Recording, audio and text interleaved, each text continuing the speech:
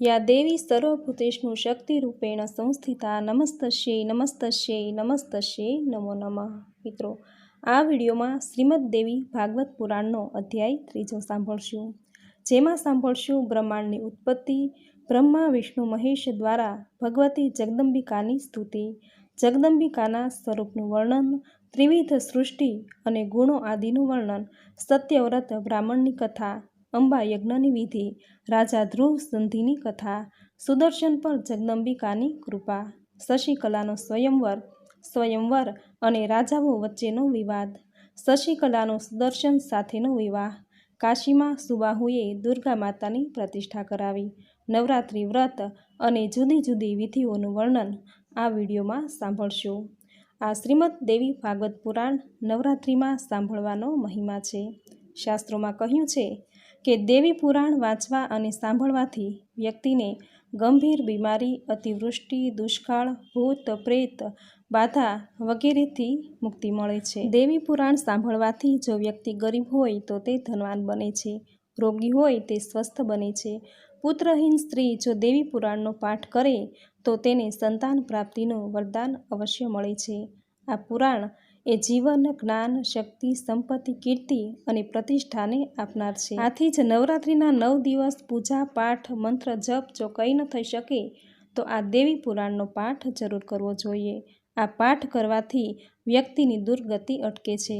માનવીને બધા જ યજ્ઞો, તીર્થ અને દાનનું ફળ દેવી ભાગવત પુરાણ એક જ વાર વાંચવા કે સાંભળવાથી મળે છે। આ દેવી ભાગવત પુરાણ કથારૂપી અમૃત પીવાથી વ્યક્તિના આખા કુળનો ઉદ્ધાર થાય છે। આથી જ નવરાત્રિના 9 દિવસ દરમિયાન દેવી ભાગવત પુરાણનું શ્રવણ કે વાંચન જરૂર કરવું જોઈએ। જો તમારી પાસે વાંચવાનો કે સાંભળવાનો સમય ન હોય તો આ વિડીયો દ્વારા તમારા ઘરના કામકાજ કરતાં કરતાં પણ તમે આ દેવી પુરાણની કથા સાંભળી શકો છો। તો મિત્રો, આજના આ વિડીયોમાં દેવી ભાગવત પુરાણનો અધ્યાય 3 સાંભળી આજના દિવસને પાવન બનાવીએ। બોલો માં ભગવતીની જય, બોલો માં નવદુર્ગાની જય। તો સાંભળીએ મહર્ષિ વેદવ્યાસ રચિત શ્રીમદ દેવી ભાગવત પુરાણની કથાનો અધ્યાય 3 બ્રહ્માંડની ઉત્પત્તિ। એક દિવસ જન્મેજયે પૂછ્યું, પ્રભુ, આપે અંબા યજ્ઞ દ્વારા દેવીની આરાધનાની વાત કહી, તે દેવી કયા છે, કેવી રીતે પ્રગટ્યા, ક્યારે પ્રગટ્યા એની વાત કહો, વળી સગુણ દેવ બ્રહ્મા, વિષ્ણુ અને મહેશની કથા પણ સંભળાવો। વ્યાસજી કહે, આપનો પ્રશ્ન બરાબર છે, પણ બ્રહ્માંડ બ્રહ્માદિની ઉત્પત્તિ કેવી રીતે થઈ તેનું વર્ણન કરવું કઠણ છે। એકવાર ગંગા કિનારે જ્ઞાન સંપન્ન નારદજી બેઠા હતા। તેના દર્શન કુશળતા પછી મેં તેની પાસે બ્રહ્માંડના મુખ્ય હર્તા અને કર્તા એની ઉત્પત્તિ કેવી રીતે થઈ તે અંગે પૂછ્યું। કેટલાક લોકો ભગવાન શંકરને બ્રહ્માંડનું કારણ માની તેને રચયિતા કહે છે, કેટલાક વિષ્ણુને તો વળી કેટલાક બ્રહ્માજીને કહે છે, જ્યારે અન્ય લોકો ભવાનીને જ બધા મનોરથ પૂર્ણ કરનારી માને છે। તે આદિમાયા મહાશક્તિ પરમ પુરુષ સાથે રહી કાર્ય સિદ્ધ કરે છે। બ્રહ્મા સાથે તેમનો અભેદ સંબંધ છે। વિશ્વની રાજેશ્વરી છે, સગુણ, નિર્ગુણ અને કલ્યાણમય સ્વરૂપ ધરાવે છે। તે વૈષ્ણવી, શાંભવી, બ્રાહ્મી, વાસવી, વારાહી, નારસિંહી તથા મહાલક્ષ્મી જેવા નામો ધરાવે છે। વેદો તેમનાથી નિપજ્યા છે। તે નિરંજન, નિરાકાર, નિર્લેપ, નિર્ગુણ, અરૂપ અને વ્યાપક બ્રહ્મ છે। તેમનાથી જગત પેદા થયું છે। વ્યાસજી આગળ કહે છે કે મુનિઓ, તમારા પ્રશ્ન જેવો જ પ્રશ્ન મેં નારદજીને પૂછ્યો હતો, તેણે જવાબ વાળ્યો હતો। નારદજીએ વળી એવો જ પ્રશ્ન તેના પિતાજીને પૂછ્યો હતો। આમ આ પ્રશ્ન એકબીજાને પૂછાયો હતો। ત્યારે બ્રહ્માજીએ આ અટપટા પ્રશ્નનો જવાબ ભગવાન વિષ્ણુજી આપશે તેવું જણાવ્યું હતું। એક સમયે સર્વત્ર માત્ર પાણીને પાણી જ હતું। કોઈ પ્રાણી પંખી ન હતા, કોઈ સ્થાવર જંગમ મિલકત પણ ન હતી। મારી ઉત્પત્તિ કમળમાંથી થયેલી। હું કમળ પર બેસીને વિચારતો હતો, આ અપાર જળમાં હું કેવી રીતે પેદા થયો, મારા રક્ષક કોણ, આ પ્રલયકાળમાં સૃષ્ટિનું સર્જન સંહાર કોણ કરનાર છે। પૃથ્વી ક્યાંય નજર આવતી નથી, પણ કમળનું જ્યાં મૂળ હશે ત્યાં જમીન જરૂર હોવી જોઈએ। ત્યારે હું દાંડી વાટે નીચે ઉતર્યો, પૃથ્વીની શોધ કરી, પણ કોઈ તાગ ન મળતા અચાનક મને એક આકાશવાણી સંભળાઈ, તપ કરો, તપ કરો। મેં કમળ પર બેસી તપ કર્યું. 1000 વર્ષોના મારા તપ પછી ફરીથી મને આકાશવાણી સંભળાઈ, સૃષ્ટિ રચો. મને આ સાંભળી નવાઈ લાગી. સૃષ્ટિ રચો, પણ કોની? એમાં વળી મારું કર્તવ્ય શું? તે સમયે મધુકૈટભ મને મારવા આવ્યા. ડરી જઈ હું કમળની દાંડી વડે જળમાં ગયો. મને ત્યારે એક શ્રેષ્ઠ પુરુષના દર્શન થયા, જે શેષનાગની શૈયા પર સૂતા હતા. તેઓ શંખ, ચક્ર, ગદા અને પદ્મ જેવા આયુધોથી શોભતા હતા. આવા શેષશાયી ભગવાન વિષ્ણુના દર્શન થયા. સામે છેડે મને ચિંતાઓ થઈ. ત્યારે મને ભગવતી યોગ નિદ્રાની સ્મૃતિ થઈ. મેં તેની સ્તુતિ કરી. ત્યારે એ કલ્યાણમયી દેવી વિષ્ણુના વિગ્રહમાંથી નીકળી અદ્ભુત રૂપ ધારણ કરી આકાશમાં ગયા. બીજી તરફ ભગવાન વિષ્ણુ જાગ્યા અને વિષ્ણુએ મધુકૈટભ સાથે ઘોર યુદ્ધ કરી તેમને હરાવ્યા. ત્યારે હું અને ભગવાન વિષ્ણુ જ હતા. એ પછી રુદ્ર શિવજી પ્રગટ થયા. અમને એ સમયે આદ્યશક્તિ ભગવતીના દર્શન થયા અને એ પછી એ આદ્યશક્તિએ એમને કહ્યું, હે બ્રહ્મા, વિષ્ણુ અને મહેશ, તમે સાવધાનીપૂર્વક તમારા કાર્યમાં લાગી જાઓ. સૃષ્ટિ, સ્થિતિ અને સંહાર એ તમારા કાર્ય છે. ત્યારે અમોએ તેને પૂછ્યું, હે માતા, તેનું સર્જન કરવામાં અમે સફળ થઈશું. પૃથ્વી દેખાતી નથી અને બધે પાણી જ પાણી છે. અમારી વાતથી કલ્યાણી ભગવતીનું શ્રીમુખ હાસ્યથી છલકાઈ ગયું અને ત્યાં તો એક સુંદર વિમાન આકાશમાંથી ઉતર્યું અને એ દેવીએ અમોને આજ્ઞા આપી, દેવો, તમો આ વિમાનમાં બેસી જાઓ. હું તમને એક અદ્ભુત દ્રશ્ય બતાવું. સૌ દેવો એ રત્નોથી જડેલા વિમાનમાં બેઠા અને મનથી ગતિથી તીવ્ર ઝડપે જતા વિમાનમાં અજાણ્યા પ્રદેશમાં ગયા. ત્યાં ફળો ફૂલોથી સઘળું સરસ હતું. વૃક્ષો હતા અને એમ જ એક સરસ મજાનું નગર નજરે આવ્યું. ત્યાં પહોંચ્યા ત્યારે એ નંદનવન સમા ગામમાં અપ્સરાઓ, યક્ષો, ગંધર્વો અને વિદ્યાધરો પારિજાતના બગીચામાં ગાન વિહારમાં મસ્ત હતા. દેવરાજ ઇન્દ્ર ત્યાં હતા. તેની પત્ની સચી પણ ત્યાં હતા. એ પછી વિમાન તીવ્ર ગતિથી ઉડ્યું અને બીજા દિવ્ય ધામ બ્રહ્મલોકમાં પહોંચ્યું. ત્યાં એક બીજા બ્રહ્મા બિરાજમાન હતા. તેને જોઈને ભગવાન શંકર અને વિષ્ણુને નવાઈ પામીને પૂછ્યું, હે ચતુરાનંદ, આ અવિનાશી બ્રહ્મા કોણ છે? ત્યારે બ્રહ્માએ જવાબ આપેલો, મને ખબર નથી. સૃષ્ટિના અધિષ્ઠાતા આ વળી કોણ છે? આમ સંવાદ ચાલતો હતો ત્યાં મનોવેગવાળું વિમાન ઉપડ્યું અને કૈલાસના સુરમ્ય શિખર પર પહોંચ્યું.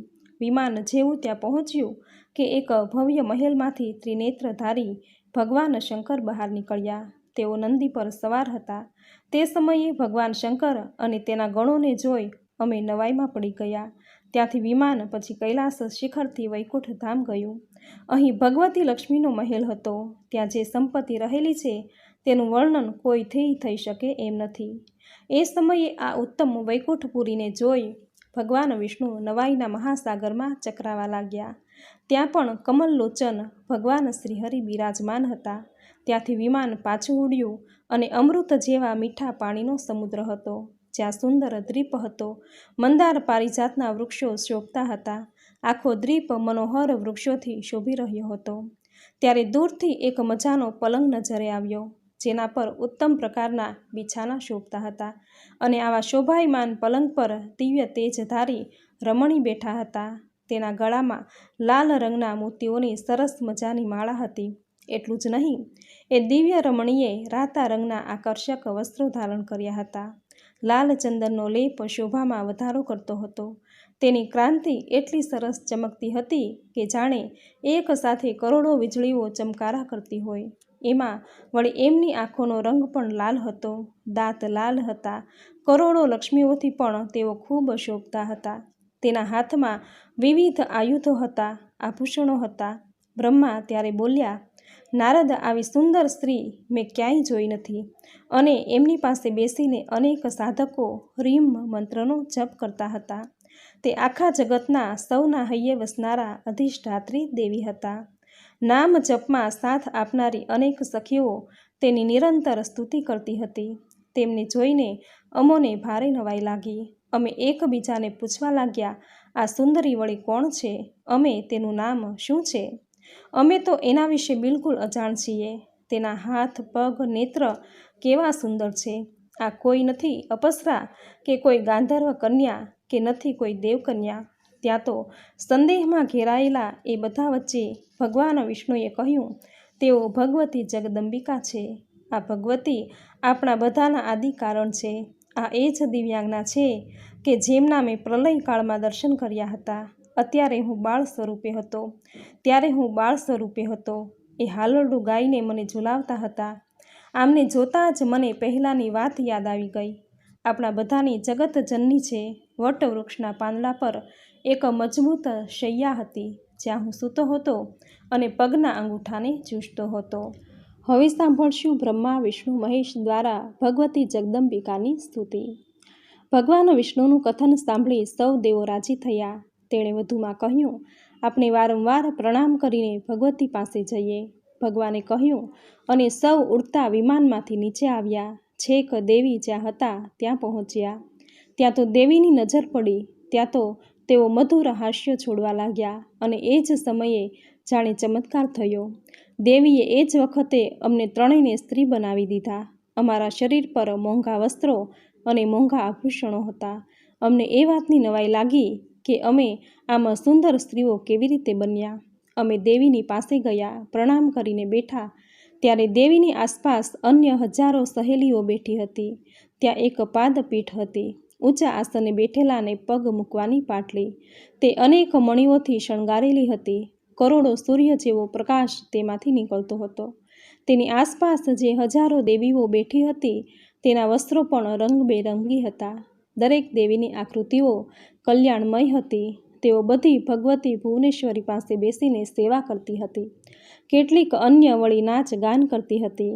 ત્યાં ભગવતી ભુવનેશ્વરીના ચરણ કમળ જેવા કોમળ હતા. નખ સ્વચ્છ દર્પણ જેવા હતા. તેના નખમાં મને સ્થાવર જંગમ સંપૂર્ણ બ્રહ્માંડ, બ્રહ્મા વિષ્ણુ રુદ્ર વાયુ અગ્નિ યમરાજ સૂર્ય ચંદ્ર વરુણ કુબેર ત્વષ્ટા ઇન્દ્ર પર્વતો સમુદ્ર નદીઓ ગંધર્વો અપસરાઓ વિશ્વાસુ ચંદ્રકેતુ શ્રેત ચિત્રાંગદ નારદ તુંબુરુ હાહા હુહુ અશ્વની કુમારો વસુગણ સિદ્ધ સાધ્ય પિતૃઓ શેષનાગ બધા જ નાગ કિન્નર ઉરગ રાક્ષસ વૈકુંઠ બ્રહ્મલોક તથા પર્વત શ્રેષ્ઠ કૈલાસ જોવા મળ્યું હતું. મારું જન્મસ્થાન કમળ પણ ત્યાં હતું. તેના પર 4 મુખવાળા બ્રહ્મા બેઠા હતા. શેષશાયી ભગવાન વિષ્ણુ પણ ત્યાં દેખાતા હતા અને મધુકૈટભ પણ પાછા ત્યાં જોવા મળ્યા. વિષ્ણુ અને શંકર ત્યારે નવાઈમાં ડૂબી ગયા. તેણે માની લીધું કે આ દેવી જ અખિલ જગતની માતા છે. અમે એકી ટશે અપલક તેને જોતા રહ્યા. આ સ્થિતિમાં 100 વર્ષ પૂરા થયા. સ્ત્રી વેશમાં બદલાયેલા વિષ્ણુએ ત્યારે ભગવતી ભુવનેશ્વરીની સ્તુતિનો આરંભ કર્યો. આપને અમારા નમસ્કાર હજો, પ્રણામ હજો. તમો મનોરથ પૂર્ણ કરનારા અને સિદ્ધિ સ્વરૂપા દેવી છો. હે માં, હું જાણી ગયો છું કે આ સંપૂર્ણ જગત તમારામાં વસ્યું છે.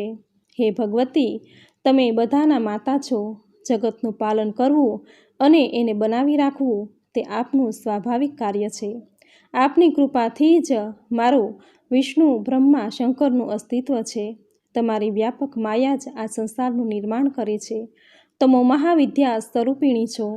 તમો અમારા સઘળા મનોરથોને પૂર્ણ કરો છો. હું આપના ચરણોમાં મસ્તક ઝુકાવીને વારંવાર વંદન કરી કલ્યાણ માંગુ છું.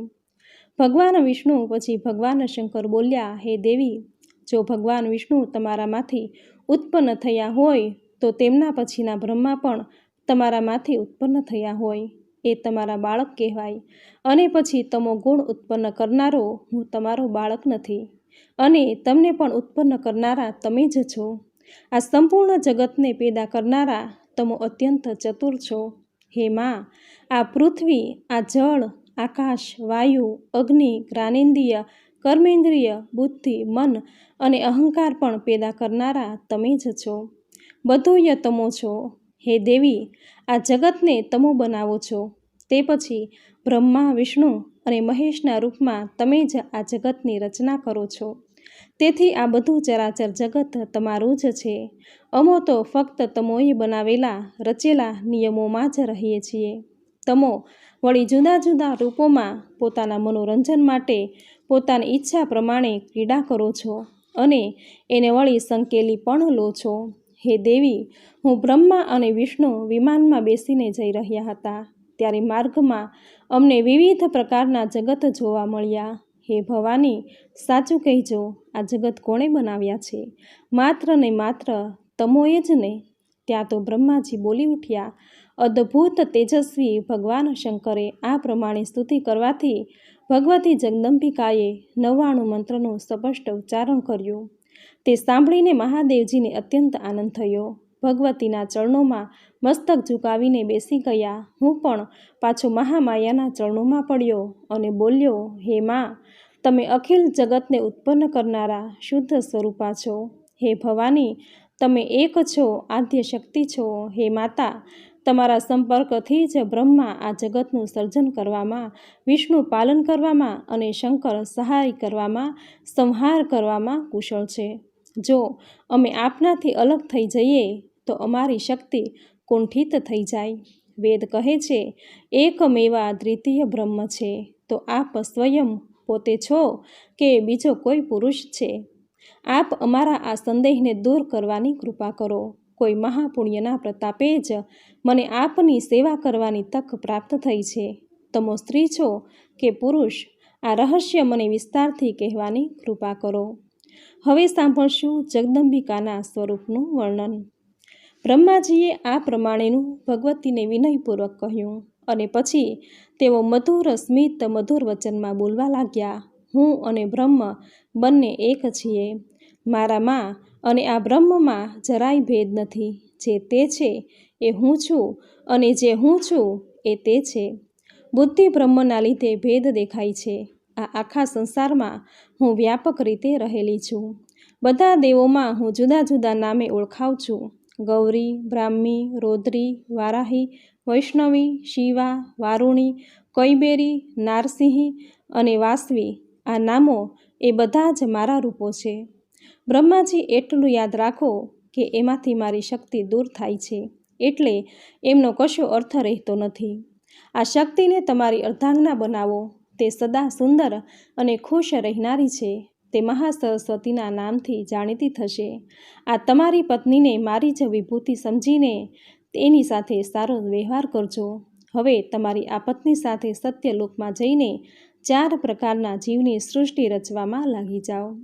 જ્યારે પણ તમારી સામે આફત આવે ત્યારે આ વિષ્ણુ એક અવતાર ધારણ કરશે. ક્યારેક પશુ યોનિમાં તો ક્યારેક માનવ રૂપ ધારણ કરીને આવશે અને દૈત્યોનો સંહાર કરશે. મહાબલી ભોળા શંભુ તમારી સાથે સહયોગ કરશે અને હા, તેમ છતાંય દેવો પર દૈત્યો છવાઈ જશે. ત્યારે હું શક્તિરૂપે અવતરણ કરીશ. મારા નામ હશે વૈષ્ણવી, ગૌરી, નારસિંહી, શિવા.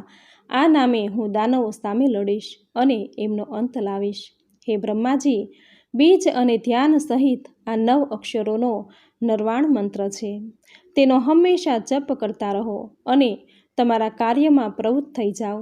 આ મંત્રને સર્વશ્રેષ્ઠ માની હંમેશા એને હૈયામાં રાખવો જોઈએ. બ્રહ્માજી કહે, આ પ્રમાણે મને આજ્ઞા આપીને ભગવતીએ ભગવાન વિષ્ણુને કહ્યું, હવે તમે પણ મને મુગ્ધ કરવાવાળી આ મહાલક્ષ્મીને લઈને પધારો. આ કલ્યાણી સર્વના મનોરથો પૂર્ણ કરનારી એક શક્તિ છે અને હવે તમો સદાયને માટે લક્ષ્મીનારાયણના નામે ઓળખાશો. તમે પણ મુખ્ય દેવતાઓ સાથે મળીને યજ્ઞ ભાગ ગ્રહણ કરજો. તમો 3 દેવતા બ્રહ્મા, વિષ્ણુ, મહેશ મારા પ્રભાવથી જ્ઞાત થયા છો. તેથી તમો સઘળે શ્રેષ્ઠ કહેવાશો અને દરેક જગ્યાએ તમારું સન્માન થશે. તમારામાં જે કોઈ ભેદ બુદ્ધિ રાખશે એ નરકને પામશે. આટલું કહ્યા બાદ દેવી મહાભાગ શંકરજીને મધુર વચનોમાં કહેવા લાગ્યા. શંકર મનને મુગ્ધ કરનારા આ મહાકાળી ગૌરી નામથી ઓળખાય છે. તમે આને પત્ની રૂપે સ્વીકારો અને કૈલાસની રચના કરો. ત્યાં જ રહો, તમારી લીલામાં રહેજો. સત્વ ગુણ ગૌણ રહેશે, પણ તમે ગુણ પ્રધાન હશો. જગત પરના દુષ્ટોનો તમે રજો અને તમોગુણીના સહારે અંત લાવજો. મેં તમોને આખો વૃત્તાંત કહ્યો. હવે તમો વિમાનમાં બેસીને અહીંથી જાઓ અને તમારા કાર્યનો આરંભ કરો. જો તેમાં અડચણ આવે તો મારું સ્મરણ કરજો. હું તમારી સામે હાજર થઈ જઈશ. મારું અને સનાતન પરમેશ્વરનું ધ્યાન ધરતા રહેજો. તમારું કાર્ય અવશ્ય પાર પડશે, તેમાં કોઈ શંકા નથી. પછી એ બ્રહ્માએ કહ્યું, જગદંબિકાએ અમોને વિદાય આપતા અમે વિમાનમાં બેઠા અને અમારું વિમાન ઉડવા માંડ્યો. ક્ષણવારમાં તો સઘળું અદૃશ્ય થઈ ગયું. બસ આકાશમાં અમારું વિમાન જ હતું. ત્યાંથી અમે જ્યાં કમળ હતું ત્યાં પહોંચી ગયા. ત્યાં માત્ર પાણી જ પાણી હતું. એટલું જ નહીં, શ્રીહરિ વિષ્ણુ સાથે લડતા લડતા હણાયેલા 2 દૈત્યો મધુ અને કૈટભ પણ કાળનો કોળિયો બનીને પડ્યા હતા. હવે સાંભળશું સત્યવ્રત બ્રાહ્મણની કથા. જન્મેજયે પૂછ્યું, હે દ્વિજ, ઉત્તમ બ્રાહ્મણ કોણ હતો?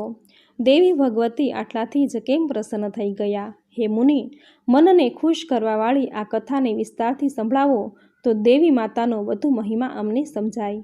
સુતજી કહે છે, આ પ્રમાણે જન્મેજય રાજાના પૂછવાથી વ્યાસજી પરમ ઉદાર અને મધુર વચનથી કહેવાની શરૂઆત કરી.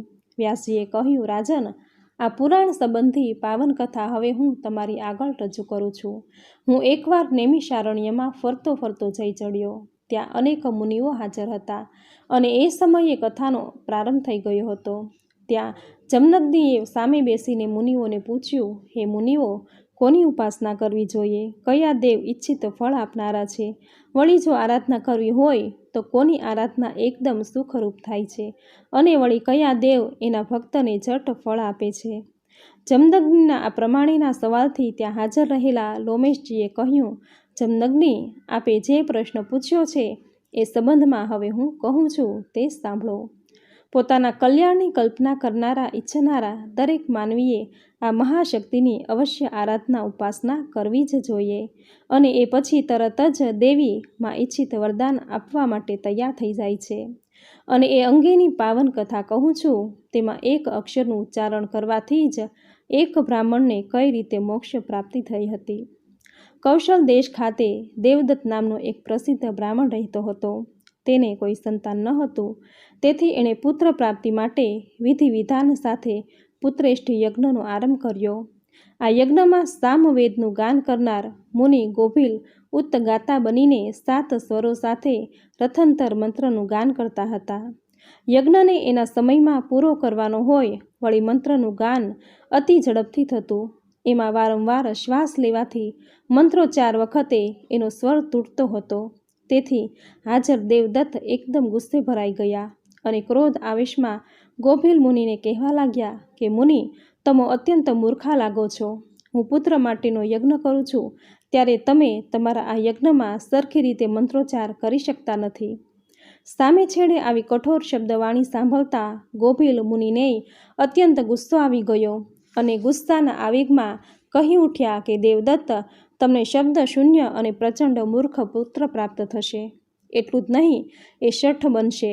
અને હા, દરેકના શરીરમાં શ્વાસની ક્રિયા ચાલતી હોય છે, કોઈમાં ઝડપી, કોઈમાં ધીમે. એના પર માનવીનો અંકુશ હોતો નથી અને મારે એવું થતાં સ્વરભંગ થયો. એમાં તમે મને દોષી કહ્યો, કડવા વચનો સંભળાવ્યા. મુનિ ગોભીલની શાપવાળી વાણીથી દેવદત્ત મુનિ એક ઊંડો પસ્તાવો કરી કહેવા લાગ્યા, હું રહ્યો નિર્દોષ, છતાંય કારણ વિના આપ મારા પર ઉકળી ઉઠ્યા. મારી નાની સરખી ભૂલ બદલ આવડો મોટો શાપ આપ્યો. એક તો હું પુત્ર વિના દુઃખી હતો, ત્યાં તમોએ આવો કઠોર શાપ આપીને દુઃખની ઊંડી ગર્તામાં ઉકેલ્યો. હું તો માનું છું કે મૂર્ખ પુત્રો હોવા કરતાં પુત્ર ન હોય એ સ્થિતિ ઉત્તમ છે. મૂર્ખ પુત્રોનું હોવું એ જીવતા મોત સમાન અત્યંત વિચિત્ર બાબત છે. આપે આ મને શાપ આપ્યો, હવે મારો ઉદ્ધાર કરો. ત્યાં તો દેવદત્ત ગોભીલજીના પગમાં પડી ચોધાર આંસુડા પડવા લાગ્યો. એના આંસુ જોઈને ગોભીલજી પણ પીગળી ગયા.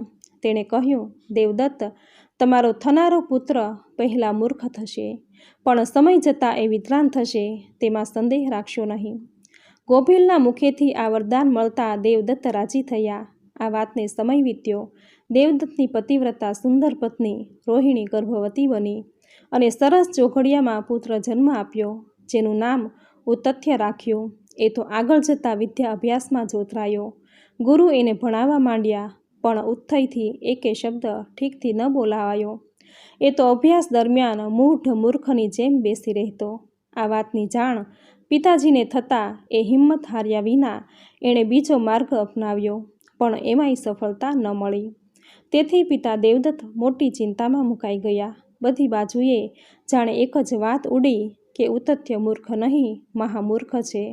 સૌ તેની ટીકા કરવા લાગ્યા. ઘરના અને બહારના લોકોની ટીકાથી દુઃખી થયેલ તે ઘર છોડીને વનમાં ગયો અને ત્યાં ગંગા કિનારે સુંદર પવિત્ર સ્થળે ઝૂંપડી બનાવીને રહેવા લાગ્યો. જંગલના ફળ ફૂલ ખાઈને સંયમિત રીતે રહેવા લાગ્યો. એ દરમિયાન તેણે નક્કી કરી લીધું કે તે ક્યારેય ખોટું બોલશે નહીં. જ્યારે બોલશે ત્યારે સાચું જ બોલશે. આમ સાદગી, સૌમ્યતા અને બ્રહ્મચર્યના નિયમો પ્રમાણે તે જીવવા રહેવા લાગ્યો. તે બ્રાહ્મણ અંગે લોમેશજીએ વધુમાં કહ્યું. એ હતો બ્રાહ્મણ, પણ વેદ વગેરેનું એને જ્ઞાન ન હતું. કોઈ પણ પ્રકારની જપ તપ કે પૂજા અર્ચના જાણતો ન હતો. વાસ્તવમાં એ બધા માટેનું એને જ્ઞાન જ ન હતું. આજકાલ કરતાં ગંગા કિનારે 14 વર્ષ ગાળ્યા. ન કોઈ પૂજા, ન કોઈ જાપ કે ન કોઈ મંત્ર અંગેની જાણકારી. માત્ર ને માત્ર સમય પસાર કરતો હતો. પણ આ આખા સમયગાળામાં તેણે સાચું બોલવાનું ચાલુ રાખતા આજુબાજુમાં તે સત્યવ્રતી બ્રાહ્મણ નામે ઓળખાવા લાગ્યો. સૌ એને સત્યવાદી કહેતા અને માનતા હતા કે એના મોઢેથી કદી ખોટું બોલાયું નથી. એક દિવસ જાણે કુદરતે પરીક્ષા કરવાનું નક્કી કર્યું હોય તેમજ એક જંગલી અને મૂર્ખ એવો માણસ શિકાર કરવા ત્યાં આવ્યો. તે કિરાત નામે ઓળખાતો હતો. તેણે પોતાના બાણથી એક સુવરને વીંધી નાખ્યું. ત્યારે ઘાયલ થયેલું અને મોતના ડરથી ધ્રુજારી અનુભવતું એ સુવર ઉતથ્ય પાસે આવતા એના શરીર પરથી વહેતું લોહી જોઈ તેને દયા આવી ગઈ અને તેના હોઠ પરથી એકદમ જ સાર્વસ્ત બીજ સમાન અઈ શબ્દ બોલાઈ ગયો. આમ તો એ ઉતથ્ય એકદમ અજ્ઞાની તો હતો જ, પણ એનાથી એકાએક જ આ બીજ મંત્ર નીકળ્યો. આ દરમિયાન એ સુવર ત્યાંથી નીકળીને બાજુની ઝાડીમાં ભરાઈ ગયું. એ પછી નિષાદ રાજ શિકારી પોતાના ધનુષ્ય સાથે ઉતથ્ય મુનિ પાસે આવી પ્રણામ કરીને પૂછી બેઠા કે મુનિજી, મારું શિકાર કરેલું સુવર તમોએ જોયું છે? તમો સત્યવાદી તરીકે ઓળખાવ છો, એટલે સાચો જવાબ આપશો. મેં તેનો શિકાર મારા બાળકોની ભૂખને દૂર કરવા કર્યો હતો. તેઓ મારા ઘરે ભૂખે મરે છે. ત્યારે શિકારી કીર્તાના એ પ્રશ્નથી ઉતથ્ય મુનિના માનસમાં અનેક ગળમથલો ઊભી થઈ. નથી જોયું એમ કહેવાથી મારું સત્યવ્રત તૂટશે. જો ન તૂટે એવો કોઈ ઉપાય છે, પરંતુ સાચું કે ખોટું કેવી રીતે કહું કે બાણથી ઘાયલ થયેલ સુવર બીજી બાજુ ગયું છે, છતાંય એના હાથમાં એ આવી જશે તો એને મારી જ નાખશે. આમ ધર્મ સંકટમાં આવી પડેલા ઉતથ્ય કોઈ નિર્ણય લઈ ન શક્યા. માત્ર તેને એટલું જ યાદ હતું કે શિકારીના બાણથી ઘાયલ થયેલા સુવરને જોતાં જ એના મોંમાંથી માત્ર અઈ શબ્દ જ નીકળ્યો હતો અને અઈ શબ્દ ભગવતીનો વાઘ બીજ મંત્ર છે અને એમ કરવાથી ભગવતી પ્રસન્ન થયા હતા અને એ પછી ઉતથ્યને અલભ્ય એવી વિદ્યાનું દાન કર્યું. એ પછી એમને એ મંત્રના ઉચ્ચારણથી તમામ વિદ્યાઓનું જ્ઞાન થયું અને એ પછી ઉતથ્ય મહાન કવિ બની ગયા. તેણે ધનુષ્ય બાણ લઈને ઊભેલા એ શિકારીને એક શ્લોક કહ્યો હતો. વ્યાધ જોવાવાળી જે આંખ હોય છે એ કદી બોલતી જ નથી.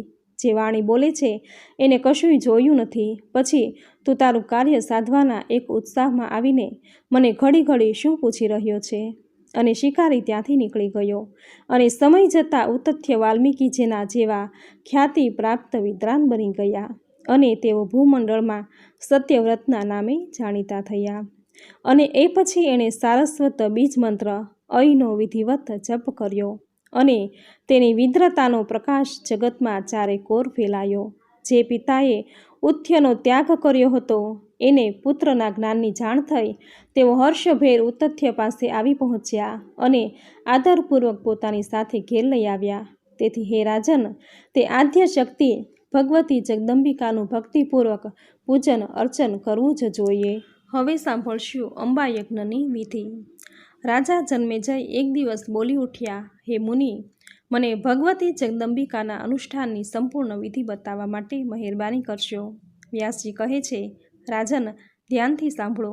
હું ભગવતી યજ્ઞ કેવી રીતે થાય તેનું વિધિપૂર્વકનું વર્ણન તમને કહું છું.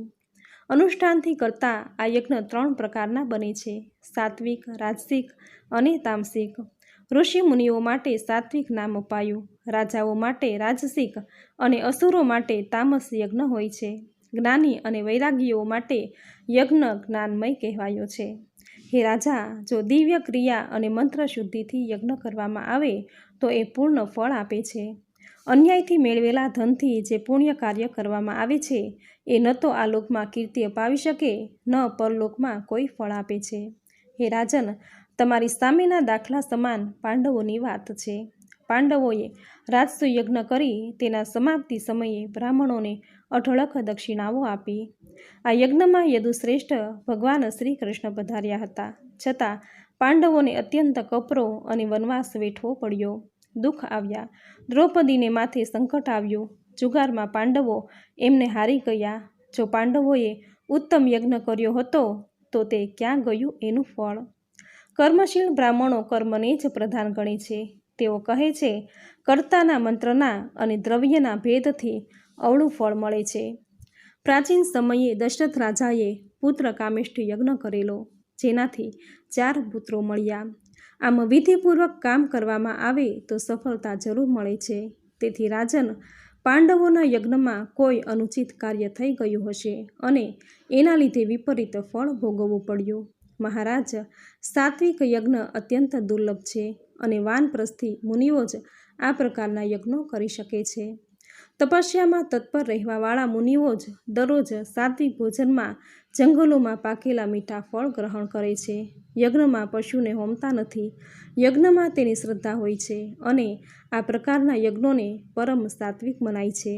જે યજ્ઞમાં ધન ખૂબ વપરાયું હોય તે સુસંસ્કૃત હોવા છતાંય તે ક્ષત્રિયો શૂદ્રોને મનાવેલો અભિમાનપૂર્વકનો યજ્ઞ શૂદ્રોનો કહેવાયો છે. અભિમાનયુક્ત તામસ યજ્ઞ દાનવોનો હોય છે.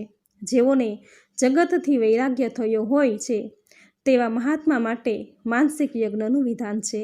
માનસ યજ્ઞ સિવાય કોઈ પણ યજ્ઞમાં સાંગોપાંગ તમામ સાધનો મળતા નથી.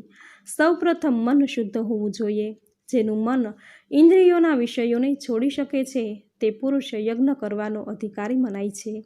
યજ્ઞમાં વળી હાજર શ્રેષ્ઠ બ્રાહ્મણોની માનસિક ભાવથી પૂજા કરવી જોઈએ, જેથી ભગવતી જગદંબિકા નિર્ગુણ શક્તિના રૂપમાં પધારી ફળ પ્રદાન કરે છે.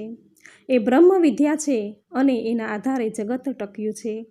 માનસિક યજ્ઞ કરનારા બ્રાહ્મણોને તે ભગવતી જગદંબિકા માટે તેના દ્રવ્યનો પ્રાણરૂપી અગ્નિમાં હોમ કરી શાંત ચિત્તે સમાધિ લગાવી ભગવતી પરમેશ્વરીનું ધ્યાન ધરવું જોઈએ. પરબ્રહ્મમાં જ બધા પ્રાણીઓ છે. તેઓ અનુભવ કરવાથી મંગળદાયી ભગવતીના દર્શન થાય છે. ત્યારે માનવીના બધા માયામય કાર્ય બળી જાય છે.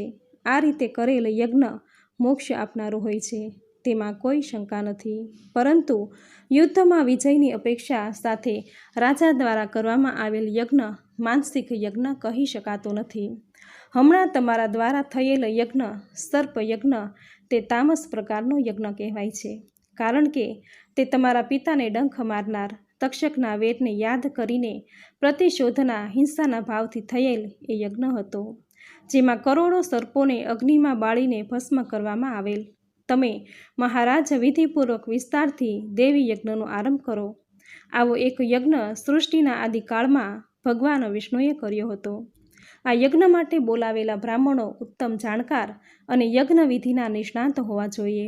દેવીના બીજ મંત્રથી પરિચિત અને મંત્રોની ઉચ્ચારણ શૈલીના પૂર્ણ જાણકાર હોવા જોઈએ.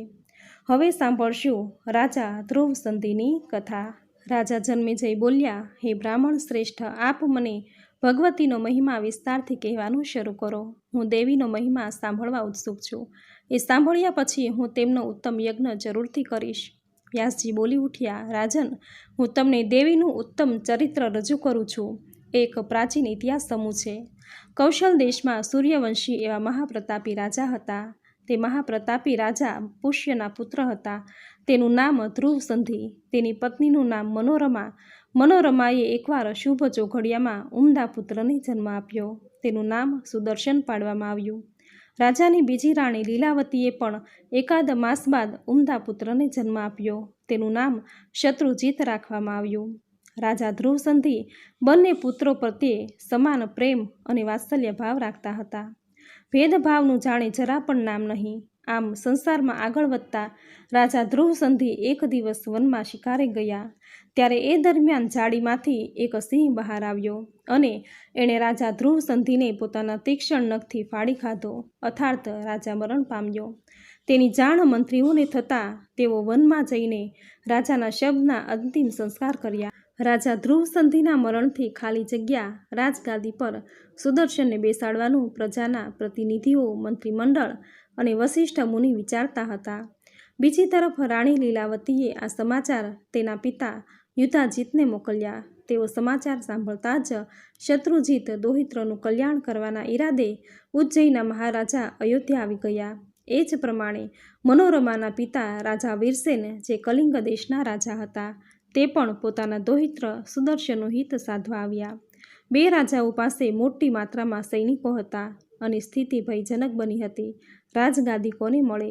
આ સંબંધમાં યુધાજીતે મંત્રીઓને કહ્યું, ચોક્કસ તમે લોકો તમારો સ્વાર્થ સિદ્ધ કરવા ઈચ્છો છો. તમારી દાનત સુદર્શનને રાજા બનાવી તેનું ધન હડપી લેવાની દાનત છે. સુદર્શન કરતાં શત્રુજીત ઘણો બળવાન છે, તેથી રાજગાદી પર એ જ બેસશે. એમાં તમારી મંજૂરી હોવી જોઈએ. આમ રાજગાદી બાબતે વીરસેન અને યુધાજીત બંને વચ્ચે ભારે વિવાદ ખડો થયો અને પછી આ વિવાદને લઈને યુધાજીત અને વીરસેન વચ્ચે આપસમાં તલવારો ખેંચાઈ. વ્યાસજીએ આગળ કહ્યું, યુદ્ધજન્ય સ્થિતિનું સર્જન થતાં બેય રાજાઓની સેનાઓ રણભૂમિમાં આવી ગઈ. ક્રોધ અને લોભે જાણે એને અંકુશમાં લીધા અને લડાઈનો આરંભ થતાં હાથી, ઘોડા અને અનેક વીરોનો કચ્ચરઘાણ વળી ગયો.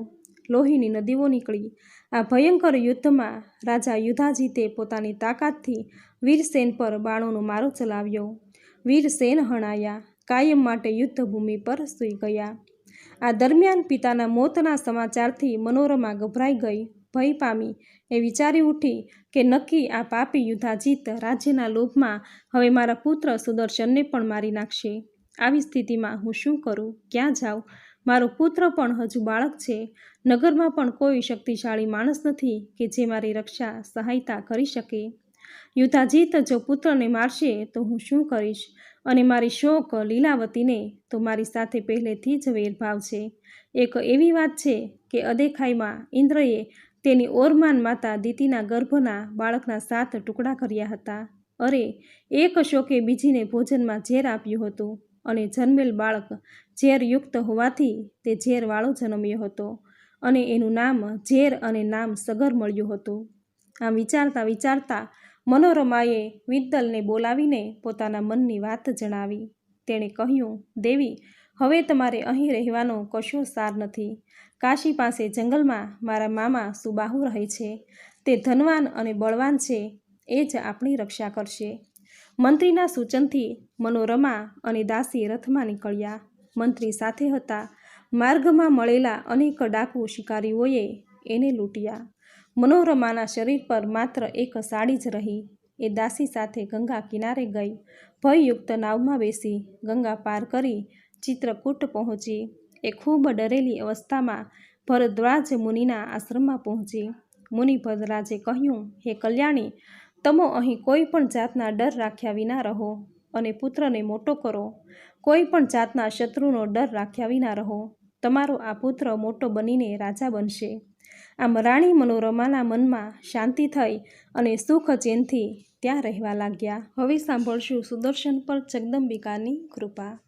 વ્યાસજી આગળ કહે, યુદ્ધ સમાપ્ત થતાં મહાબળવાન યુધાજીત પાછો અયોધ્યા આવ્યો અને મનોરમા અને સુદર્શનને મારી નાખવાના ઈરાદાથી શોધવા લાગ્યો. પણ એ પાર ન પડતા સારા મુહૂર્તમાં પોતાના દોહિત્ર શત્રુજીતને ગાદી પર બેસાડી મંત્રીઓને કારભાર સોંપીને ઉજ્જૈન ચાલ્યો ગયો. પણ એને ત્યાં સમાચાર મળ્યા કે સુદર્શન તો મુનિના આશ્રમમાં રહ્યો છે. તેથી તે ઉકળી ઉઠ્યો સુદર્શનને મારવા માટે. યુધાજીતે દુર્દશ નામના એક નિષાદ રાજને મોકલ્યો. આ વાતની જાણ મનોરમાને થતાં એ દુઃખી થઈ. વાસ્તવમાં યુધાજીત સેના સાથે દુર્દશ નિષાદ રાજને આગળ કરીને આવતો હતો. મનોરમા ગભરાઈ ગઈ, માની બેઠી કે આજે મારા બાળકનો અંત આવશે. ત્યારે ભરદ્વાજ મુનિએ મનોરમાને સાંત્વના આપી જાતે યુધાજીત પાસે ગયા અને એને મળીને એને પાછા પોતાના નગરમાં પાછા વળી જવા જણાવ્યું. સાંભળી ત્યારે મુનિની વાત સાંભળી તે બોલ્યો કે મુનિ, તમારા આશ્રમમાં રહેલી મનોરમા અને સુદર્શનને બહાર કાઢી મૂકો, નહીં તો બળજબરીથી હું અપહરણ કરી જઈશ. ભરદ્વાજ બોલ્યા, પ્રાચીન કાળમાં વિશ્વામિત્ર મુનિ વશિષ્ઠ મહારાજની કામધેનુ ગાયને બળજબરીપૂર્વક ઉઠાવી જવા તૈયાર થયા હતા. જો તમારામાં તાકાત હોય તો મારા આશ્રમમાંથી મનોરમાને લઈ જાઓ. પછી યુદ્ધ જીતે પોતે કાંઈ નહીં કરે કહીને ચાલ્યો ગયો. તેથી મનોરમાને મનમાં શાંતિ થઈ. એ પછી સુદર્શન મુનિના આશ્રમમાં રહીને મોટો થતા ઋષિમુનિ સાથે રમત ગમત અને આનંદ પ્રમોદ કરવા લાગ્યો. ત્યારે એક સમયે ક્યાંકથી એક મુનિનું ત્યાં આગમન થયું. તેણે મજાકમાં વિદલને કલીબ કહીને બોલાવ્યો. આ કલીબ શબ્દ સુદર્શન સાંભળી ગયો અને એ શબ્દનું વારંવાર ઉચ્ચારણ કરવા લાગ્યો. અનુસ્વાર રહિત કલી શબ્દ ખૂબ અસર કરી ગયો. ક્લીમ આ કામબીજ નામનો ભગવતી જગદંબિકાનો બીજ મંત્ર છે. આ મંત્ર સુદર્શનના મનમાં એવો ઠસી ગયો કે હરતા ફરતા બસ આનું જ જપ ચાલુ થતો. હરતા ફરતા જતા આવતા બસ આ જ મંત્રનું પઠન જપન ચાલુ થયું. જાણે સુદર્શનના મોંમાંથી આ મંત્ર સતત નીકળતો હતો. આ મંત્રની એવી અસર થઈ કે આગળ જતાં એ તમામ શાસ્ત્રોનો જ્ઞાતા બની ગયો. ધનુર્વેદ નીતિશાસ્ત્રમાં પ્રવીણ બન્યો. એકવાર ભગવતીએ દર્શન આપીને કૃતાર્થ કર્યો. માતાજીના દર્શનથી સુદર્શન રાજી થયો.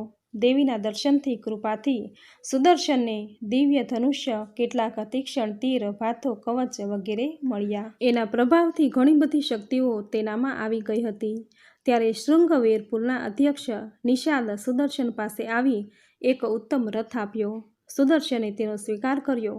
મૈત્રીનો હાથ ફેલાવવા આવેલા રાજા નિષાદનું યોગ્ય સ્વાગત કર્યું. હાજર રહેલા મુનિઓએ મનોરમાને કહ્યું, હે સુમુખી, તારો આ પુત્ર ભૂમંડળનો સમ્રાટ બનશે.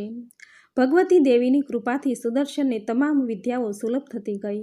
એ જ્યાં જતો ત્યાં તેનો પ્રભાવ પડતો. ભગવતી જગદંબિકાએ જાણે એની સાથે રહેવાનું નક્કી કર્યું હોય તેમ એના બધા જ કાર્યો સિદ્ધ થતા હતા. બીજી બાજુ રાજા સુબાહુની કન્યા વિવાહ યોગ્ય બની ગઈ.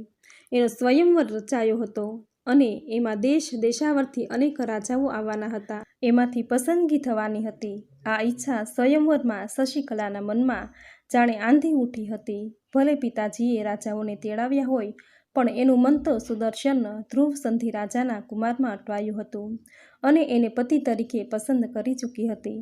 આ બધી વાત તે પોતાની એક સખીને કહી ચૂકી હતી. સખીએ આ વાત રાણીને કહી અને રાણીએ આ વાત રાજાને કહી. આથી રાજા સુબાહુ નવાઈમાં પડી ગયો. તેણે સ્પષ્ટતા કરતાં રાણીને કહ્યું કે તમો એ બાળક અંગે કંઈ જાણો છો ખરા? એને તો રાજ્યમાંથી કાઢી મૂક્યો છે અને વનમાં એની માતા સાથે ઝૂંપડીમાં એકલો રહે છે. આવો ગરીબ નિર્ધન છોકરો શશિકલાને લાયક નથી. રાણી, તમે શશિકલાને જણાવો કે સ્વયંવરમાં એક એકથી ચઢિયાતા રાજાઓ આવવાના છે. આ વાત જાણીને શશિકલા દુઃખી થઈ, પણ હિંમત હાર્યા વિના એક બ્રાહ્મણને ભરદ્વાજ મુનિના આશ્રમે મોકલ્યો અને કહેવરાવ્યું કે સુદર્શનને મારો સંદેશો આપજો. મારા માતા પિતાએ મારા લગ્નની તમામ તૈયારીઓ કરી દીધી છે, પરંતુ હું તો બધી રીતે તમને વરી ચૂકી છું. મારા પતિ માની ચૂકી છું. ભગવતી દેવીએ મને સપનમાં સંકેત કર્યો છે. આપ પધારો. આજે જ બ્રાહ્મણ ગયો અને પાછો આવ્યો સુદર્શનને સઘળી વાત કરીને. ત્યારે પોતાનો પુત્ર સુદર્શન સ્વયંવરમાં જશે જાણીને માતા મનોરમાને ખૂબ દુઃખ થયું. તે દુઃખી સ્વરે કહેવા લાગી કે બેટા, આજે જ્યાં તું જવાનો છે એ રાજાઓના સમાજે એકવાર મારા પિતાજીને મારી નાખ્યા હતા. આજે તું એકલો જાય છે એનું મને દુઃખ છે. કદાચ એ તને પણ મારી નાખશે. સુદર્શને માતાની વાત સાંભળતા કહ્યું કે માં, એમ ડરવાનું ન હોય. જે થવાનું હતું એ તો થઈને જ રહેશે. ભગવતીની કૃપાથી મારા મનમાં એ અંગેનો જરાય ભય નથી. બાદ સુદર્શન રથમાં બેસી જવા તૈયાર થયો. પહેલાં તો એની માતા મનોરમાએ આશીર્વાદ આપ્યા, પણ કોઈ અજાણ્યો ભય એના માનસપટ પર સવાર થતાં એ પણ સુદર્શન સાથે જવા તૈયાર થયા. એટલે રથમાં બેઠા અને રઘુવંશી સુદર્શન, મનોરમા અને દાસી ત્રણેય રવાના થયા અને સમયસર તેઓ કાશી પહોંચ્યા. તેનું આગમન થતાં રાજા સુબાહુએ યથોચિત સ્વાગત કર્યું. આ સ્વયંવરમાં રાજા સુધાજીત અને એનો દોહિત્ર બંને જણા આવી ગયા હતા. હવે સાંભળશું સ્વયંવર અને રાજાઓ વચ્ચેનો વિવાદ. સ્વયંવરના દિવસે શુભ મુહૂર્તમાં આ વિધિ સંપન્ન થાય એ પહેલાં જુદા જુદા રાજાઓ પોતાના સ્થાને ગોઠવાઈ ગયા. સ્થાન ગ્રહણ કર્યું. રાજાઓએ પ્રસંગોચિત વસ્ત્રો અને અલંકારો ધારણ કર્યા હતા. મહેલમાં પણ શુભ ચોખડિયા વાગતા હતા. એ સમયે રાજકુમારી સ્નાન કરીને આવતી હતી અને એ શણગારમાં સાક્ષાત લક્ષ્મી સમાન ભાસતી હતી. વચમાં જ રાજા સુબાહુએ એના હાથમાં ફૂલોની માળા આપતા કહ્યું, હે દીકરી, બહાર મંચ પર અનેક રાજાઓ પોતાના સ્થાનને શોભાવે છે. જે તને પસંદ હોય એના ગળામાં તું માળા નાખજે. હા, બહાર બેઠેલા એ રાજાઓ ગુણવાન, રૂપવાન અને ઉત્તમ કુળના છે. પિતાએ કહ્યું, પણ શશિકલાએ તેમ કરવાનો ઇનકાર કર્યો અને કહ્યું, બીજી સ્ત્રીઓ આમ એ જીવતા જાગતા કામદેવના પૂતળા સામે ભલે જાય, હું જવાની નથી. જો આપ મારું હિત ઈચ્છતા હો તો સારું મુહૂર્ત જોઈ સુદર્શન સાથે મારા લગ્ન કરાવી આપો. આમ શશિકલાએ જણાવ્યું. રાજા સુબાહુ પર જાણે વીજળી પડી. તેણે કહ્યું, દીકરી, આ ટાણે હું એને તારી આ વાત કરીશ તો તેઓ મને જીવતો છોડશે નહીં અને મારી જ નાખશે. આ પ્રમાણે ચિંતામાં ઘેરાયેલા સુબાહુએ બહાર જઈને મંચ પર બેઠેલા રાજાઓ ભણી પ્રણામ કરતાં કહ્યું કે મહાનુભાવો, હું કહેતા એક આંચકો અનુભવું છું. મારી પુત્રી સ્વયંવરમાં આવતી નથી. હું તમારા સૌનો સેવક છું. તમારા ચરણોમાં માથું મૂકીને કહું છું કે આપ પૂજનનો સ્વીકાર કરી તમારા પોતાના સ્થળે જવાની કૃપા કરો. હું આપ લોકોને કૃપા પાત્ર છું. હું તમારા સૌનો સેવક છું. હવે મારી આ પુત્રીને તમારી પુત્રી ગણવી જોઈએ. મહારાજા સુબાહુની આ વાત પછી ઘણા રાજાઓ મૌન થઈને ચાલ્યા જવાની તૈયારી કરતા હતા. ત્યાં એ સમયે હાજર યુધાજીતની આંખોમાં ખૂન ઉતરી આવ્યું. એ બોલવા માંડ્યો, સુબાહુ, તું સાચે જ મૂર્ખ છે. તારી આવી સ્થિતિ હોય તો અમોને શા માટે બોલાવ્યા? શું તું અમારા સૌનું અપમાન કરીને તારી કન્યાને સુદર્શન સાથે પરણાવવા માંગે છે? હું હમણાં જ તને વધ દંડ આપું છું. એ પછી તારા આ સુદર્શનનો વધ કરું છું. એ પછી તારા કન્યાનું લગ્ન મારા દોહિત્ર સાથે કરજે.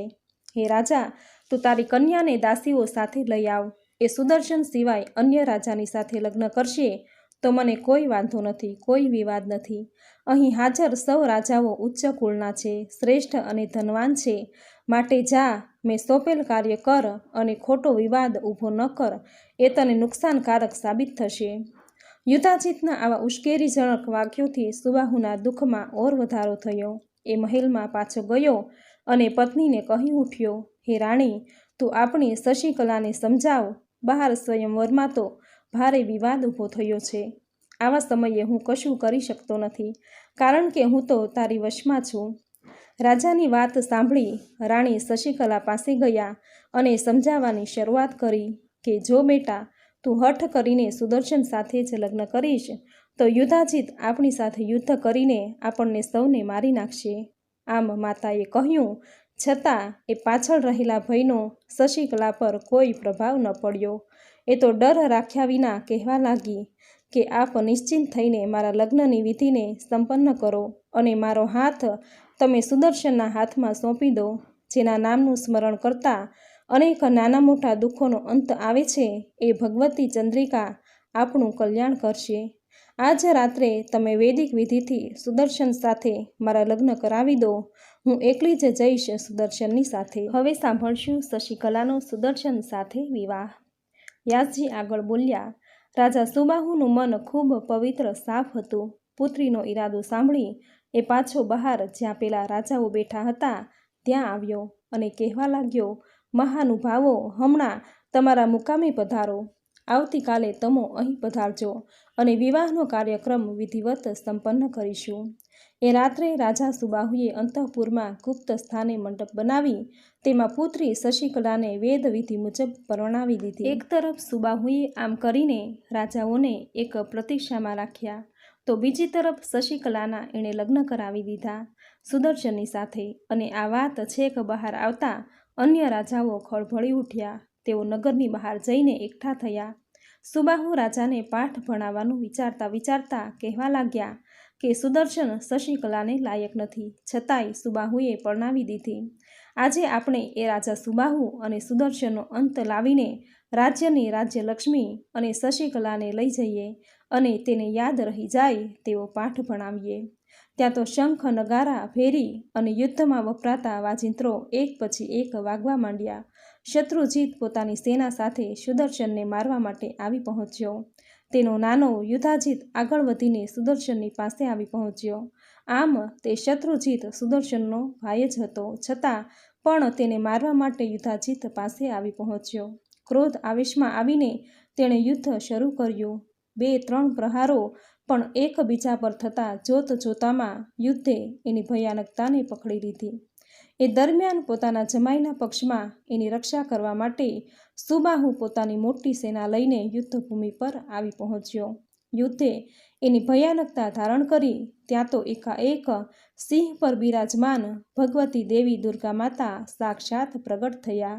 તેના હાથમાં જાત જાતના દિવ્ય આયુધો હતા. દિવ્ય વસ્ત્રો અને આભૂષણો માતાએ ધારણ કર્યા હતા. બધા રાજાઓ યુદ્ધભૂમિ પર લડતા લડતા 2 ઘડી માટે થંભી ગયા અને પ્રગટ થયેલા માતાજીને જોઈને એકબીજાને કહેવા લાગ્યા કે આ સિંહ પર બેઠેલા દેવી તે વળી કોણ છે અને આમ એકદમ શા માટે પ્રગટ થયા છે. સુદર્શને ભગવતી દેવીના દર્શન કર્યા, નમસ્કાર કર્યા અને પછી એણે રાજા સુબાહુને કહ્યું કે જુઓ, આ દેવી ભગવતી મારા પર અનુગ્રહ કરવા આવી ગયા છે. આ વાત સાંભળતા જ અત્યંત ગુસ્સે ભરાયેલા યુધાજીત બોલી ઉઠ્યા, અરે ઓ મારા સાથી રાજાઓ, તમે આમ ગભરાઈને શું ઊભા છો? આ રાજકુમારીને મારી નાખો અને સુદર્શનને પણ મારી નાખો. આ તાકાત વિનાના નિર્બળ છોકરાઓ આપણા સૌનું અપમાન કર્યું છે અને હવે તે યુદ્ધભૂમિમાં કન્યાના સહારે ઘૂમી રહ્યો છે. આ સિંહ પર સવાર દેવીને જોઈને એમાં ડરવાનું શું હોય? યુધાજીતના આવા વેણ સાંભળતા જ ભગવતી દેવી પણ ગુસ્સે ભરાયા. યુદ્ધભૂમિમાં જગદંબા અનેક રૂપે હાજર હતા અને એણે શત્રુઓ પર બાણોનો મારો કરવો ચાલુ કર્યો. જગદંબાને હથિયારની કોઈ ખોટ ન હતી. એના હાથમાં વિવિધ હથિયારો હતા.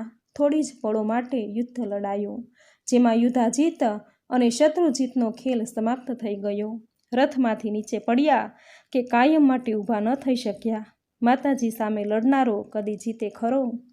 સુબાહુએ માતાજીને જોતા જ, એની લીલાને જોતા જ નમસ્કાર કરી ઉઠ્યો અને માતાજીને 2 હાથ જોડીને પ્રાર્થના કરવા લાગ્યો. જગત ધારણ કરનારા દેવી, આપને મારા પ્રણામ. આપ સૌને જન્મ મરણના ભય ચક્રમાંથી મુક્ત કરવાની ક્ષમતા ધરાવો છો. આમ પ્રાર્થના કરી. આ પ્રમાણે સ્તુતિ કરવાથી દેવી ભગવતી જગદંબા રાજી થયા અને રાજા સુબાહુ ભણી નજર કરતાં કહ્યું, રાજન, તારી પર રાજી થઈ છું, કોઈ વરદાન માંગ. હવે સાંભળશું કાશીમાં સુબાહુએ દુર્ગા માતાની પ્રતિષ્ઠા કરાવી. વ્યાસજી આગળ કહે છે કે માતાજીના મુખેથી વરદાનની વાતથી સુબાહુ ગદગદ થયો અને 2 હાથ જોડી બોલી ઉઠ્યો, હે માતે, ત્રાજવાના પલ્લામાં એક બાજુના પલ્લામાં ભૂલોક અને બીજામાં દેવલોકનું રાજ્ય રાખવામાં આવે ત્યારે આપનું રાજ્ય ચડિયાતું જ છે. વળી આપના દર્શન માત્રથી ધન્ય બની જવાય અને એની તુલના વળી કોઈની સાથે ન થાય. આપ શ્રેષ્ઠ નાય શ્રેષ્ઠ છો. આપની દયાનો કોઈ પાર નથી. તમોએ વરદાન માંગવા મને કહ્યું છે, પણ શું માંગવું? આ નગરી કાશીપુરી જ્યાં સુધી આ પૃથ્વી રહે ત્યાં સુધી આપ આ નગરીને છોડશો નહીં. બસ મને આટલું વરદાન આપો. સુબાહુની પ્રાર્થના સાંભળતા ભગવતી દુર્ગાએ કહ્યું, રાજન, કાશીપુરમાં મારો કાયમ માટે નિવાસ રહેશે. અને હા, મહાભાગ સુદર્શન, તારી પ્રાર્થના મેં સાંભળી છે. હવે તું અયોધ્યા જા અને કુળની પરંપરા મુજબ રાજ્યનો વહીવટ ચલાવ. અને હા, મને સદાય યાદ રાખીને પૂજા કરવાનું ચૂકીશ નહીં. ભગવતી દુર્ગા આટલું કહી અંતર્ધ્યાન થઈ ગયા. માતાજીની સૂચના બાદ સુદર્શન અને એના મિત્રો રાજમહેલમાં આવ્યા. ત્યાં આગળ શત્રુજીતની માતા દુઃખમાં ડૂબેલા હતા. એવી સ્થિતિમાં પ્રણામ કરીને સુદર્શને કહ્યું, તમારો પુત્ર શત્રુજીત અને પિતા યુધાજીત યુદ્ધમાં માર્યા ગયા છે. યુદ્ધભૂમિમાં એનો કરુણ અંત આવ્યો છે. ભગવતી દુર્ગાએ એના પ્રાણ આંચકી લીધા છે. તમને ભલે લાગતું હોય કે હું દોષી છું, પરંતુ એ સાચું નથી. બનવાકાળ બધું એના સમય મુજબ બને જ છે. હવે મારી આપને એક નમ્ર અરજ છે કે તમો એની પાછળનો શોક છોડી દો. હે માતે, હવે હું આપનો સેવક છું. એક માતા મારી મનોરમા છે, હવે આપ પણ મારી માતા જ છો. સુદર્શનની આવી વાત સાંભળતા જ લીલાવતી શોભ પામ્યા અને સુદર્શને કહી ઉઠ્યા કે પુત્ર, હું તો તારી ઘણી ગુનેગાર છું. મારા પિતાજી યુધાજીતે મને એવી સ્થિતિમાં મૂકી છે કે હું તેની શી વાત કરું. હું જાણું છું કે મારા પિતા અને પુત્ર બે જણા એના કર્મના ફળ રૂપે મળ્યા છે. તારો એમાં વળી શો વાંક હોય? અપર માતા લીલાવતીના વેણ સાંભળી રાજકુમાર સુદર્શન તેને નમસ્કાર કરીને મહેલમાં ગયો. ત્યારે એની માતા મનોરમા બેઠી હતી. ત્યારે સુદર્શને દેવી ભગવતી માટે સોનાનું સુંદર સિંહાસન બનાવી તેના પર દેવી ભગવતીને પધરાવતા કહ્યું, માતે, હું સદાય તારી પૂજા કરતો રહીશ. આપ તો માનવીના કલ્યાણ માટે ધર્મ, અર્થ, કામ અને મોક્ષને પ્રદાન કરો છો. સમય વીત્યો. સુદર્શને ઉત્તમ કારીગરોને તેડાવીને દેવી ભગવતીનું મંદિર અને તેની સુંદર પ્રતિમા બનાવી. સારો દિવસ, સારું ચોઘડિયું જોઈ વિધિપૂર્વક દેવીની સ્થાપના કરી. ચારેય કોર મંગળમય વાતાવરણ બન્યું અને એ પછી કૌશલ દેશમાં દેવી ભગવતીનો કાયમી નિવાસ થયો. એ પછી મહારાજા સુબાહુએ પણ કાશીમાં ભગવતી દુર્ગાની શ્રેષ્ઠ પ્રતિમા બનાવરાવી ભક્તિસભર ધામધૂમથી તેની પ્રતિષ્ઠા કરી. હવે સાંભળશું નવરાત્રિ વ્રત અને જુદી જુદી વિધિઓનું વર્ણન. જન્મેજયે સવાલ પૂછ્યો, હે બ્રાહ્મણ શ્રેષ્ઠ, નવરાત્રિ કરવાનું શું ફળ મળે છે? એ કેમ કરીને થાય? એની વિધિ શું છે? એ વાત કરો. વ્યાસજી કહે, હે રાજન, એક વર્ષમાં 2 વાર નવરાત્રિ આવે છે. ચૈત્ર મહિનો હોય ત્યારે ગરમી અને આસો હોય ત્યારે ઠંડીની શરૂઆત હોય છે. આ 2 મહિનામાં આવતા આ પર્વને શ્રદ્ધા ભક્તિપૂર્વક પૂજાપાઠ સાથે ઉજવવા જોઈએ. તે શરૂ થાય એ પહેલાં અમાસના રોજ બધી વસ્તુઓ ભેગી કરી એક દિવસ હલકું સાદું ભોજન લેવું જોઈએ. કોઈ એક સ્થળે જમીન સરખી સપાટ બનાવી માતાજીનો મંડપ બનાવવો જોઈએ. તેમાં ધોળી માટી છાણથી લીપી વચ્ચે 4 હાથ લાંબી પહોળી ઊંડી સમથળ વેદી બનાવવી. તેના પર ચંદરવો અને ચારેય બાજુ તોરણ બાંધવા. શણગાર કરવો. બ્રાહ્મણોને બોલાવી વિધિયુક્ત એનું પૂજન કરવું. શક્તિ પ્રમાણે દાન દક્ષિણા આપવી. જો પાસે ધન હોય તો કંજુસાઈ કર્યા વિના ઉદારતાપૂર્વક આપવું. કારણ કે બ્રાહ્મણો જો રાજી થશે તો કાર્ય અચૂક સિદ્ધ થશે. દેવીના પાઠ માટે 9, 5, 3 અથવા 1 બ્રાહ્મણ નક્કી કરવો. વેદી પર રેશમી વસ્ત્ર રાખી તેના પર સિંહાસન પધરાવી તેના પર દેવીની પ્રતિમાને પધરાવવી જોઈએ. માતાજીની મૂર્તિ 4 ભુજાવાળી અને 4 હાથમાં વિવિધ આયુધ હોવા જોઈએ. નંદા તિથિ કે પ્રતિપદા એકમ હસ્ત નક્ષત્ર હોય તો તે પૂજન માટે શ્રેષ્ઠ મનાય છે. પહેલા દિવસે વિધિપૂર્વક કરેલું પૂજન માનવીની મનોકામના પૂર્ણ કરે છે. એ માટે ત્રિકોણ કુંડ બનાવો. ત્રિકોણ વેદી ચાલી શકે. 9 દિવસ જુદા જુદા સુગંધિત દ્રવ્યોથી સવાર, બપોર અને સાંજ એમ પૂજા કરવી. દેવીને રાજી કરવાનો પ્રયાસ કરવો. 9 દિવસ ભોંય પર સૂવું. કુંવારી બાળાઓની પૂજા કરી એને વસ્ત્ર આપવા. પહેલા દિવસે 1 કન્યાનું પૂજન, બીજા દિવસે 2, એમ રોજ સંખ્યા વધારતા જવું. 9મા દિવસે 9 કન્યાઓનું પૂજન કરવું. તેનું પૂજન વિધિવત થવું જોઈએ.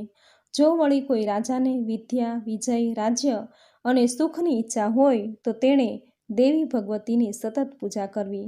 શત્રુઓ, વિરોધીઓના નાશ માટે ભગવતી કાલિકાની ભક્તિપૂર્વક આરાધના કરવી.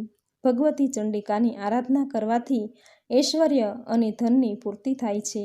રાજન, કોઈને વશ કરવા, મોહિત કરવા, દુઃખી દરિદ્રતાનો નાશ કરવા તથા યુદ્ધમાં વિજય મેળવવા માટે ભગવતી શાંભવીની આરાધના કરવી જોઈએ.